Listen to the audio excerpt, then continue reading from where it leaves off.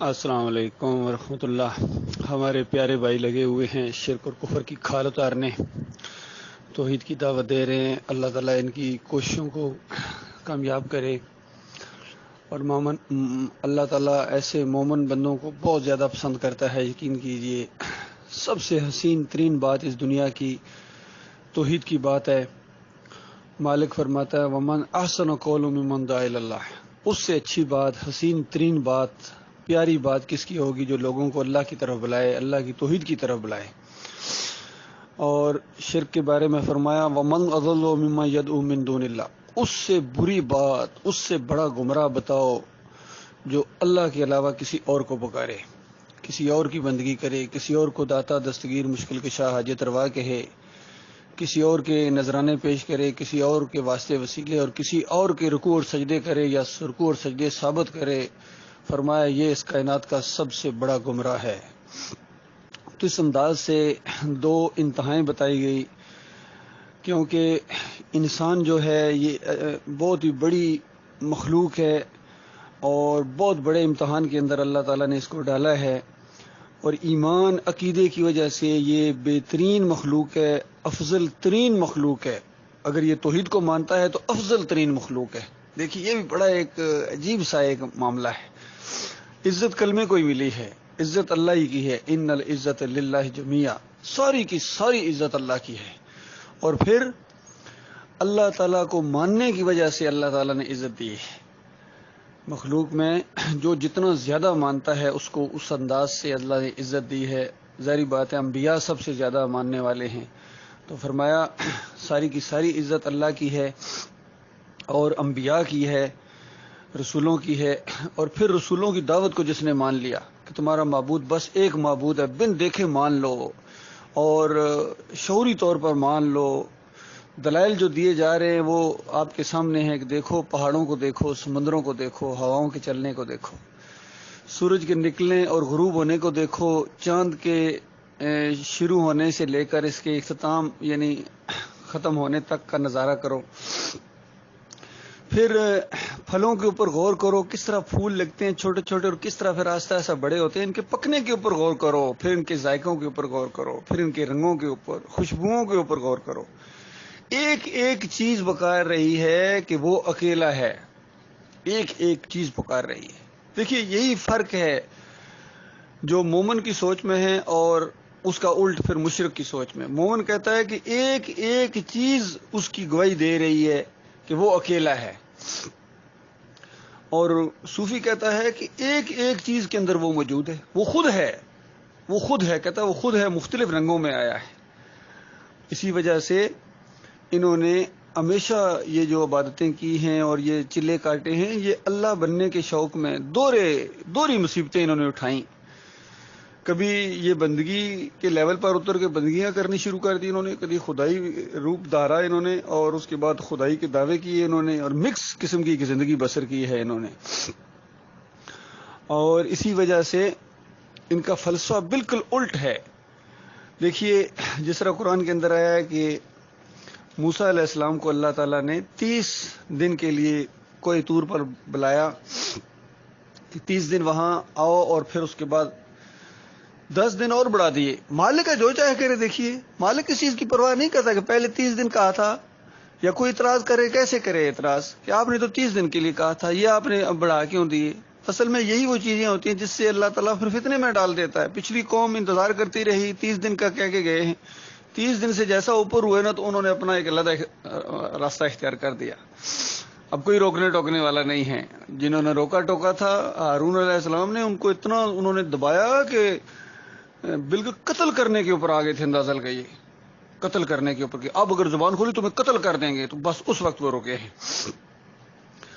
تو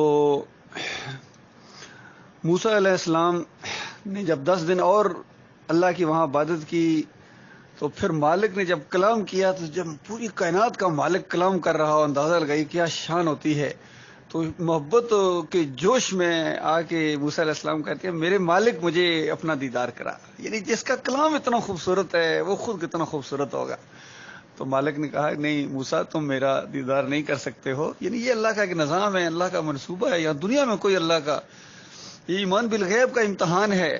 جس طرح کوئی پیپر ہوتے ہیں تو پیپر اگر بیٹھنے سے پہلے اس کو پیپر دکھا دیے جائیں تو پھر تو پیپر ختم ہو جاتا ہے, دوسرے لوگ بھی اعتراض بھی کریں گے. اب کس چیز کا امتحان؟ کچھ لوگوں کو پیپر دکھا دیے اور کچھ لوگ ابھی بغیر دیکھے دیے, تو امتحان ہی نہیں ہے, فراڈ ہے, دھوکہ ہے, زیادتی ہے, ظلم ہے, ناانصافی ہے.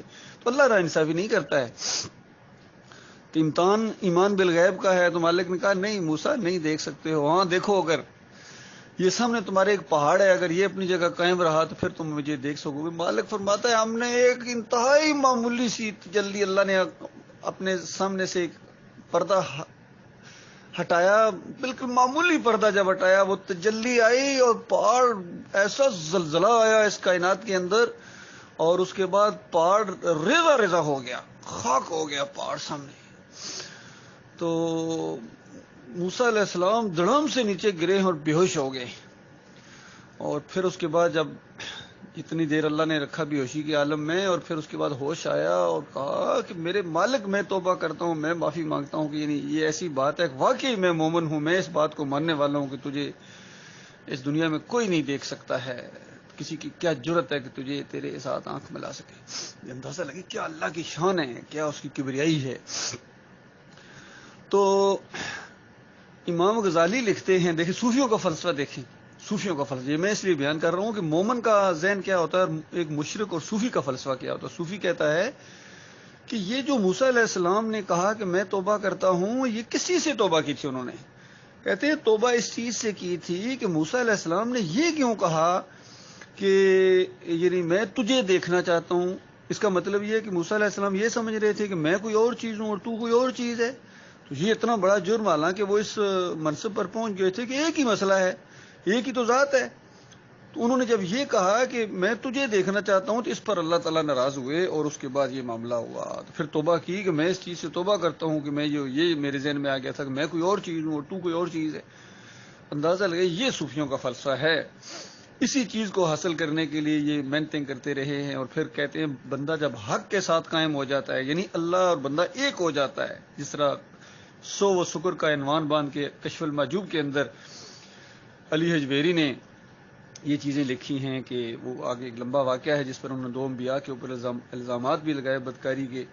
تو یہ کچھ یہ کرتے رہے ہیں. اسی وجہ سے جو صحیح موحد عالم دین تھے انہوں نے ان کے سارے جب کارنامے اور کرتوت اور کالے کرتوت دیکھے تو اس کو, یہ ڈاکٹر عمر خطاب ہیں, یہ اس کو گنج بخش کی بجائے گند بخش کہا کرتے تھے. گند بخش, اس نے گند بخشا ہے, گندے عقیدے دیے ہیں.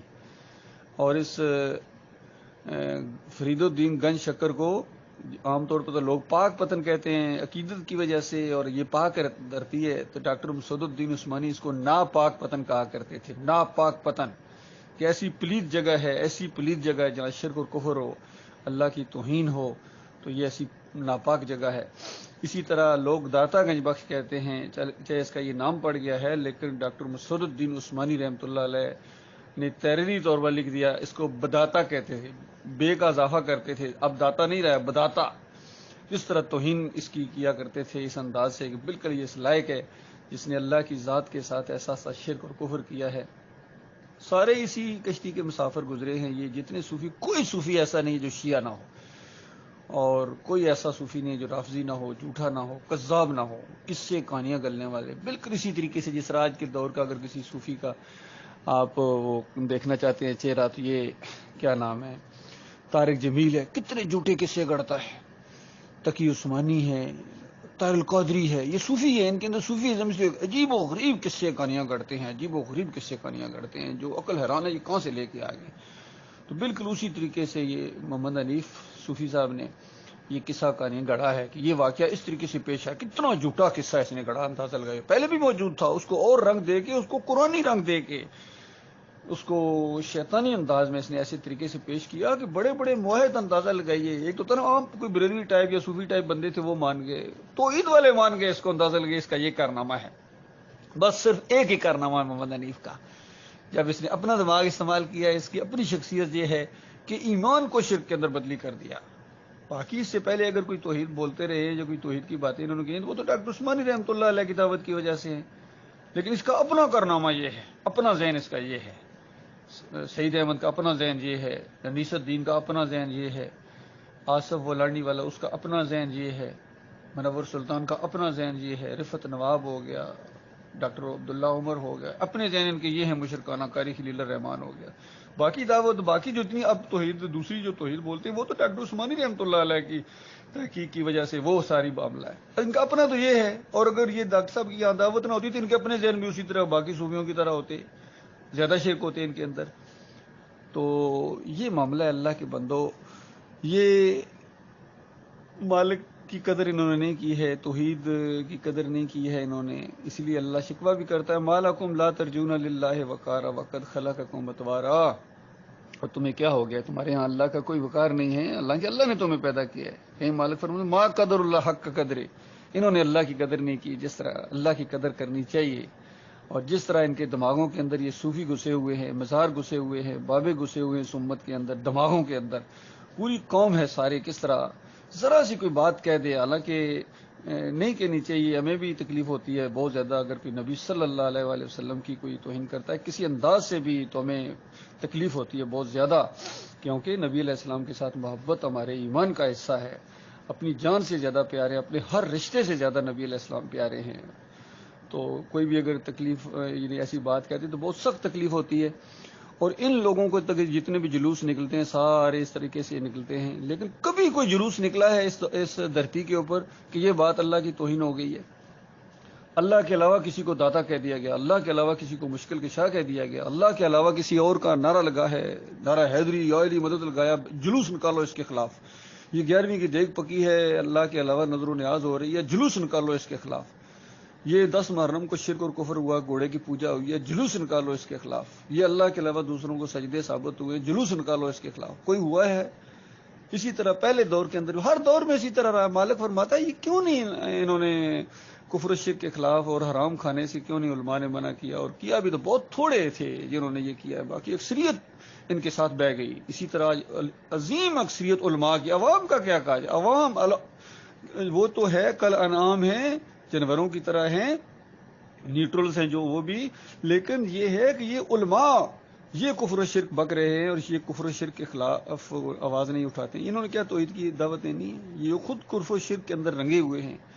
تو یہ معاملہ ہے میرے پیارے بھائیو، اب سر دڑ کی بازی لگا دو، بالکل جان کی پرواہ نہیں، جان اسی کی ہے، جان دی ہوئی اسی کی ہے، حق تو یہ ہے حق ادا نہ ہو، اگر جان بھی ہم نے دے دی تو یقین کیجیے کوئی بڑا کام نہیں کیا ہے، یہ اس کا احسان ہوگا اگر ہماری جان اس راستے میں چلی جائے، یہ اس کا احسان ہوگا، جس دن اس کی رحمت جوش میں آ گئی، مالک کی رحمت جوش میں آئی تو اس راستے میں شہادت ملے گی انشاءاللہ، کم از کم ٹارگٹ یہی ہونا چاہیے شہادت۔ باقی اللہ تعالیٰ کے فضل و کرم اور رحمت کی کوئی انتہا نہیں ہے، مالک اپنے کمزور بندوں کو اٹھائے اور ان سارے کافروں مشرکوں کے اوپر اللہ تعالیٰ غلبہ عطا فرمائے گا، سارے کافروں کے اوپر، یہود و نصارہ کے اوپر، ہندوؤں کے اوپر، سکھوں کے اوپر، دیریوں کے اوپر، پھر اس مشرک قوم کے اندر جو یہ فرقے بنے، بریلویوں کے اوپر، دیوبندیوں کے اوپر، صوفیوں کے اوپر، اہل حدیثوں، سلفیوں، قادیانیوں، شیعوں کے اوپر اور ان باغیوں کے اوپر اللہ تعالیٰ غلبہ عطا فرمائے گا۔ مومنو ڈٹے رہو، ڈٹ جاؤ اس کے اوپر، یقین یہی بیان کرتے رہو، یہی توحید ہے، بس یہی توحید ہے، ہر جگہ بیان کرو جہاں موقع ملتا ہے، اور اللہ موقع دیتا ہے، یقین کیجئے میں بتاؤں،